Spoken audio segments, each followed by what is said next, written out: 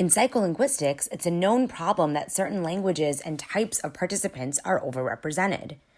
Anand Chung and Wagers did a survey of 4,000 psycholinguistics conference and journal abstracts, and they found that 10 languages accounted for at least 85% of the languages mentioned.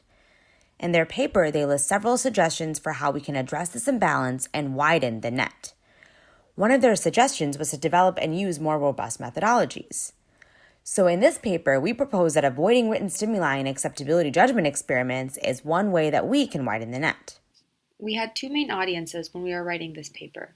For those currently using written stimuli, we wanted to present some of the benefits of running acceptability judgment experiments, but with audio stimuli.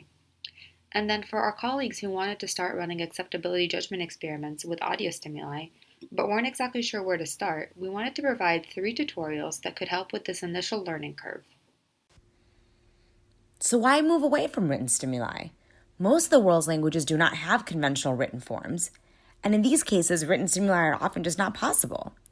Even for languages with the conventional written form, it's very often the case that the written and spoken forms of the language are really different from each other.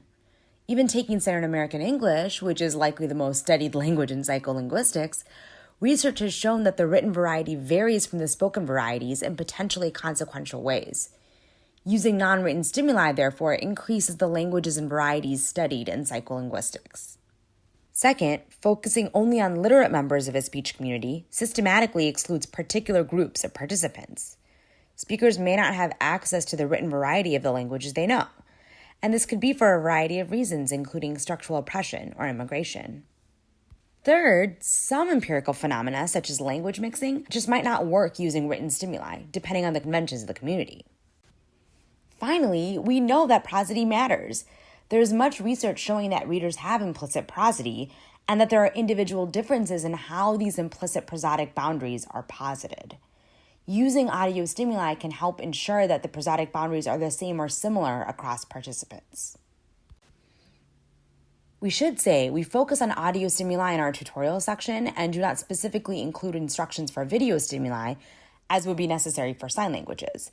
But our arguments here apply to signed and spoken languages equally.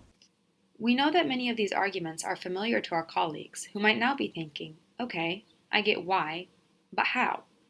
So in this paper, we first discuss some good practices for recording audio stimuli, and then we go through tutorials for 3 platforms that we've personally used to distribute such experiments. First, we considered PROT, which is a nice option since many linguists are somewhat familiar with it. As far as we know, it doesn't run online, but this can be an advantage if you're running experiments in a place without internet. We then adapted a survey platform called Qualtrics to do these kinds of experiments as well.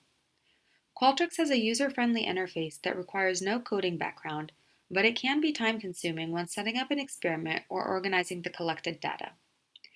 Qualtrics is also subscription-based, which might not be as accessible to researchers without an institutional membership.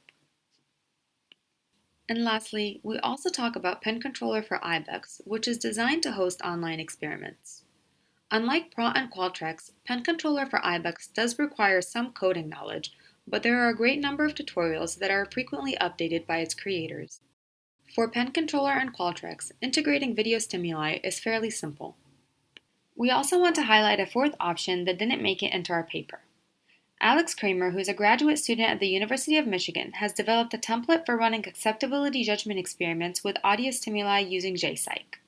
Although this platform does require a bit more coding knowledge than we assume in our paper, the aesthetics of the experiment itself come out looking nicer in its formatting than some of the other options that we've talked about. We then end the paper by talking a little bit about analysis, although we do recommend other sources for more details on that. We include in our supplementary materials data from written and audio versions of the same experiment, an R Markdown file with sample analysis, and templates for running your experiment on these 3 platforms.